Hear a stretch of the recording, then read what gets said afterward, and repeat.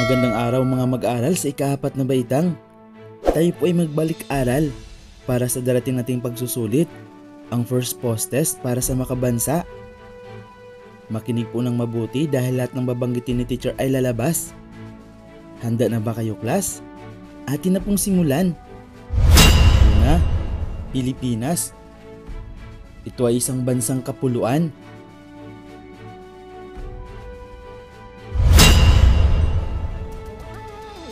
₱7,641 ang bilang ng kapuluan ng Pilipinas ayon sa NAMREA o National Mapping and Resource Information Authority. Pang-13, ang Pilipinas sa pinakamalaking populasyon sa buong mundo noong 2017 ayon sa datos ng Istastika ng United Nations Populations Division.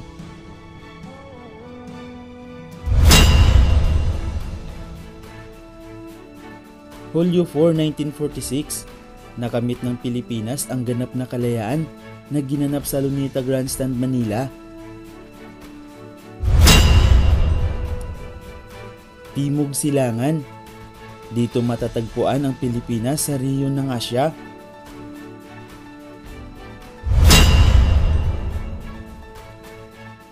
₱300,780 kilometro kwadrado ang kabuuang lawak ng nasasakupang lupain o teritoryo ng Pilipinas.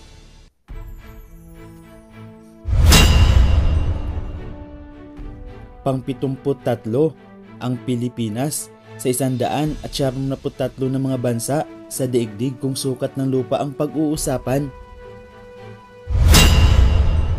Philippine Area of Responsibility ang tawag sa teritoryo o sakop na itinadhana ng 1987 Constitution ng Pilipinas.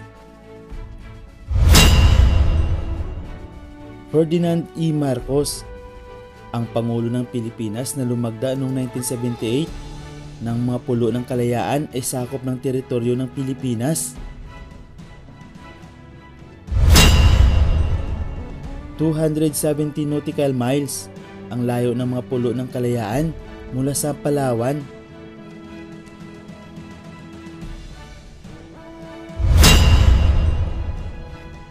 Hulyo 12, 2016, nagpasya ang International Tribunal sa The Hague na ang mga pulo ng kalayaan ay sakop ng Pilipinas. Kapuluan, ang tawag sa uri ng lupain ng Pilipinas. Palawan, sa lalawigang ito nabibilang ang mga pulo ng kalayaan.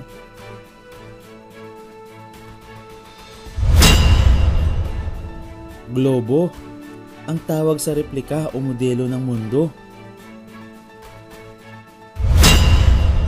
Mapa, ang tawag sa isang lapat o patag na larawan na kumakatawan sa mundo o sa isang partikular na lugar.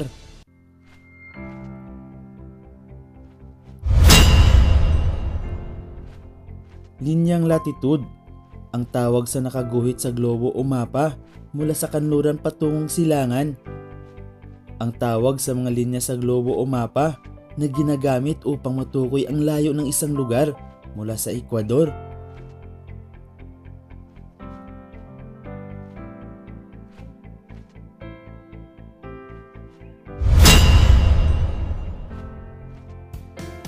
Linyang longhitude, ang tawag sa mga linya na mula pulong hilaga hanggang sa pulong timog. Ito rin ang tawag sa mga linya sa globo o mapa na ginagamit upang matukoy ang layo ng isang lugar mula sa prime meridian. Ecuador, ang tawag sa pinakakilalang linyang latitude.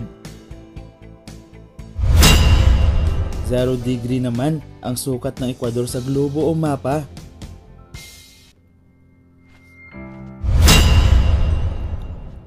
Prime meridian, ang tawag sa pinakakilalang linyang longhitude.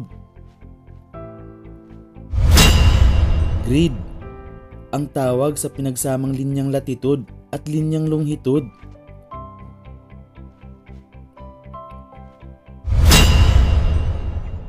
GPS, tawag sa navigation system na pinagsanib ang satellites at computer para malaman ang lapit o layo ng isang lugar.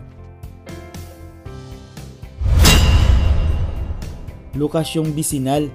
Ito ay tumutukoy sa lokasyon ng isang lugar batay sa lokasyon nito sa isa o iba pang lugar na malapit dito. Lokasyong insular. Ito ay tumutukoy sa lokasyon ng mga lugar gamit ang mga anyo ng tubig na nakapaligid sa isang bansa bilang batayan. Lokasyong absolute. Ito ay tumutukoy sa eksaktong lokasyon o kinaroroonan ng isang lugar sa pamamagitan ng latitude at longitude. Klimang tropikal. Ang tawag sa klima ng mga bansang nasa pagitan ng Ecuador at Tropic of Cancer.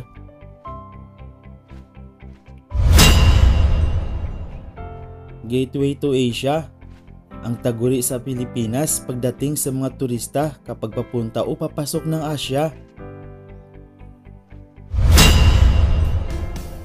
Graphic scale.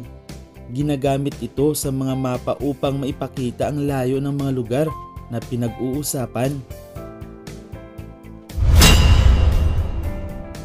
Klimatologo.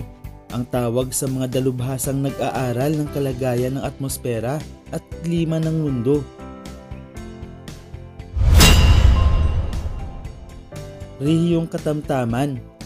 Ang tawag sa rehiyon na nasa latitude 30 degree hanggang 60 degree sa hilaga at timog ng hating globo. Rehiyong polar. Ang tawag sa rehiyon na nasa itaas ng 60 degree latitude sa hilaga at timog ng hating globo. Klima. Ang tawag sa pangkalahatang kalagayan ng atmosfera sa isang lugar sa mahabang panahon.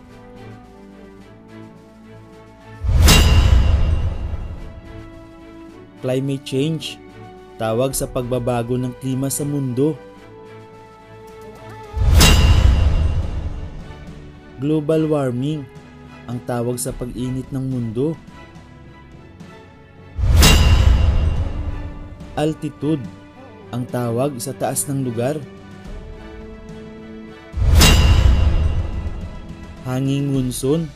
Ang tawag sa panakanakang hangin. Hanging habagat.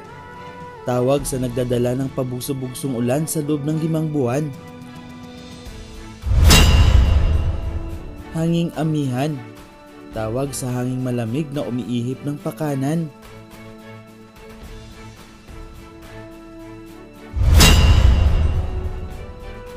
Mga mag-aaral, huwag kalimutan ang napag-aralan dahil lahat ng ito ay lalabas sa darating nating pagsusulit.